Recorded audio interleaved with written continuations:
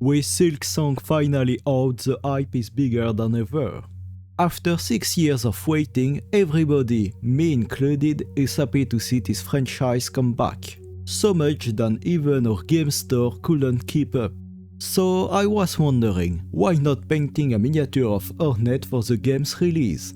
And fortunately for me, the new Battle Yak release include a miniature inspired of our favorite bug girl boss.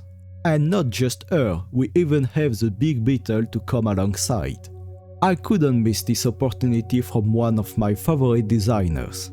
So let's kick off this mini to celebrate the game's release. Here are the freshly printed pieces I'll be working on today. I'm starting by removing the support by hand. Since they literally came out of the printer only 10 minutes ago, the pieces detach easily, so no tools need. I clean off the support marks with either a hobby knife or by sanding, and before moving to building the model, I harden Hornet's needle with my UV flashlight to make sure it doesn't bend when I'll be gluing all the pieces together. The model is pretty easy to build. The only thing I've struggled with was figuring how I wanted to put Hornet on the big beetle. In the end, I've come up with this arrangement. So now I'll go cure and prime the model. You can clearly see the model now, and I think it turned out really nice. Well, the priming is done, so we're ready to start painting. As always, I'm starting with the largest surface, in this case the beetle. I'm using this picture as reference, and we can see it has a brownish ivory top and a darker brown underside. I'll begin with the beetle's body, and I'll paint its face at the same time as Hornet's. For the top body and the legs, I decide racquard fleshed will be the best fit, so that's what I'm going with, and to ensure a solid coverage, I apply it in 2 thin coat. For the underside, I wasn't sure at first, so I did a few off-camera tests. So we're back together for a second coat of Steel Legend wrap, since in my test I found out that to make the brownish bottom of the bug, starting with a lighter colors and dry brushing a darker one over it later works really well. But you'll see that yourself later in the video. For now, pay attention to avoid the white part, and apply Steel Legend wrap on the belly and the first phalanges of each legs. Now I'm shading all the beetle body with strong tone. Pay attention, the model details are quite pronounced, so it's easy for the washes to pull. Try to spread it evenly across the surfaces and soak up any excess with your brush. Now that the shade is dry, let's move to the upside part of the beetle. It's one of the most prominent parts of the model after Hornet. I need to push the paintwork a little further. My technique isn't too complicated. I'm starting by dry brushing Karak Stone, followed by a dry brush of Screaming Skull.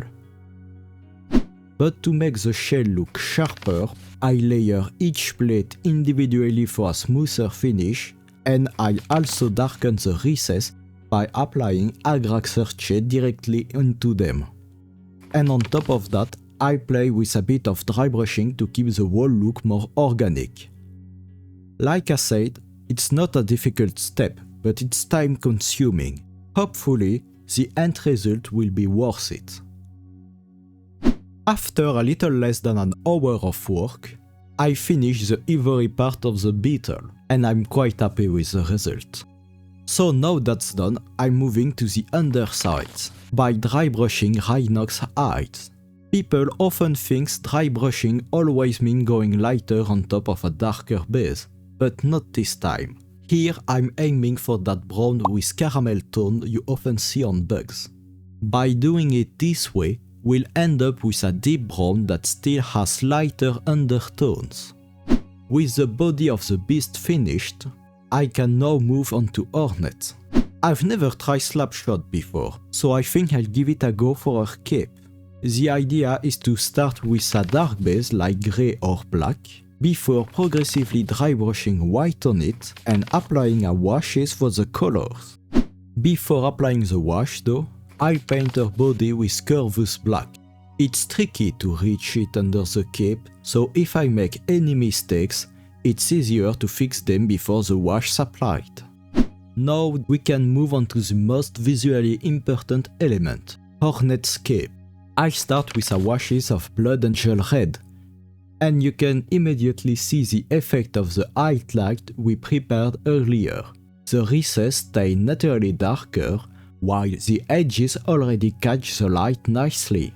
This is actually my first time trying Slapshot, and I'm quite happy with how it turned out.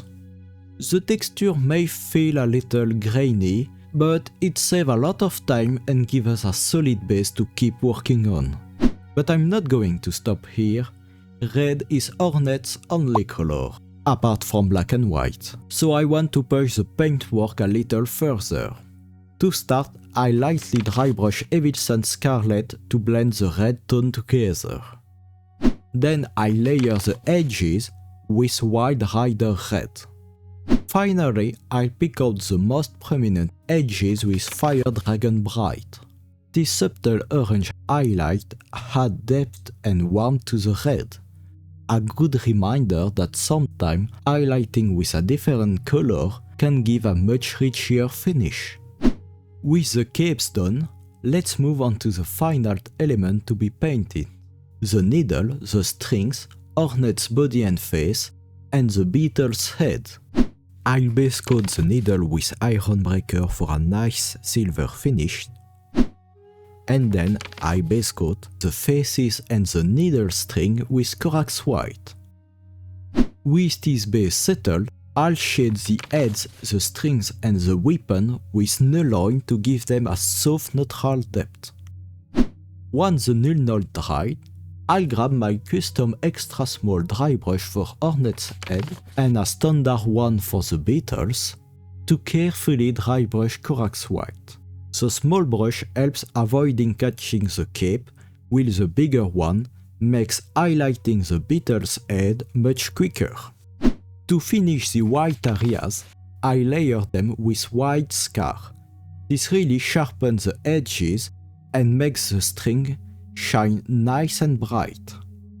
To finish the faces, I'll thin down some Abaddon black with a bit of water and use it to darken the eyes. Now we're close to finishing the model. I'll highlight the needle with Runefang Steel for that bright silver finish, and then move on to Hornet's body.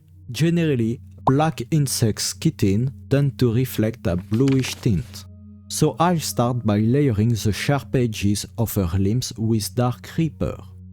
And for the most prominent part, the edges sticking out from her cape, I'll mix Dark Reaper with Dawnstone and use it for a thin, precise highlight. Here it is. The mini is finished, and I'm really happy with how it turned out. I feel I gave her a paint job that does her justice, and the beetle really adds that sense of presence. I think it will work perfectly as the centerpiece for a Bugs army. That's all for this video, and thanks a lot for watching. So big thanks to Battleyak for designing such an amazing miniature. It was a perfect way to celebrate the release of Silksong in style. If you enjoyed the video, feel free to give it a like and drop a comment if you have any question or suggestion for future topics. And remember, any kind of support is really appreciated. Alright, that's all for today. So farewell everyone, it was Clemoniac and I see you next time.